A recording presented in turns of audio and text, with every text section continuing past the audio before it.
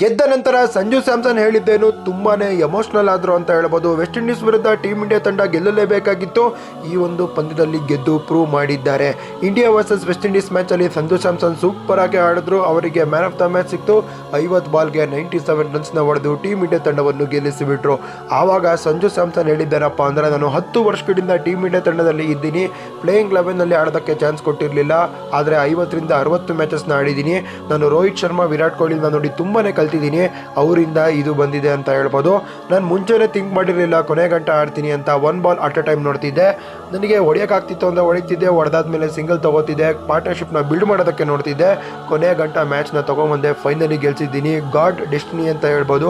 ಅದಕ್ಕೆ ನಾನು ಗೆದ್ದ ನಂತರ ಟೀಮ್ ಇಂಡಿಯಾ ತಂಡವನ್ನು ಗೆಲ್ಲಿಸಿದ ನಂತರ ನಾನು ದೇವ್ರ ಹತ್ರ ಬೇಡ್ಕೊಂಡೆ, ಜೀಸಸ್ ನನ್ನನ್ನು ಕಾಪಾಡಪ್ಪ ಅಂತ ಬೇಡ್ಕೊಂಡೆ ಅಂತ ಸಂಜು ಸ್ಯಾಮ್ಸನ್ ಅವರು ಕ್ಲಿಯರ್ ಕಟ್ಟಾಗಿ ಹೇಳಿದ್ದಾರೆ. ದೊಡ್ಡವರಿಂದ ಕಲ್ತಿದ್ದಾರೆ ಗುರು, ಅವರು ಮಾಡಿದ್ರು. ಇವಾಗ ಸಂಜು ಸ್ಯಾಮ್ಸನ್ ಮಾಡಿ ತೋರಿಸಿದ್ದಾರೆ. India versus West Indies match ಅಂತೂ ಸಕ್ಕತ್ತಾಗಿ ಇತ್ತು. 2016 ರಿವೆಂಜ್ ಮ್ಯಾಚ್ ಅಂತಲೇ ಹೇಳ್ಬೋದು. ವೆಸ್ಟ್ ಇಂಡೀಸ್ ತಂಡವನ್ನು ಆಚೆ ಹೋಗಿದ್ದು ಬೀಸಾಕಿದ್ದಾರೆ. ವೆಸ್ಟ್ ಇಂಡೀಸ್ ತಂಡ ನೋಡೋದಕ್ಕೆ ಸ್ಟ್ರಾಂಗ್ ಆಗಿತ್ತು, ಆದರೆ ಪೇಪರಲ್ಲಿ ಇಂಡಿಯಾ ಅದಕ್ಕಿಂತ ಕೂಡ ಸ್ಟ್ರಾಂಗ್ ಆಗಿತ್ತು. ಅದಕ್ಕೆ ಟೀಮ್ ಇಂಡಿಯಾ ತಂಡ ಪಂದ್ಯವನ್ನು ಗೆದ್ದುಕೊಂಡಿದೆ ಅಂದರೆ ತಪ್ಪಾಗೋದಿಲ್ಲ. ವಿಡಿಯೋ ಇಷ್ಟ ಆದರೆ ಸಬ್ಸ್ಕ್ರೈಬ್ ಮಾಡಿ, ಲೈಕ್ ಮಾಡಿ, ಫಾಲೋ ಮಾಡಿ.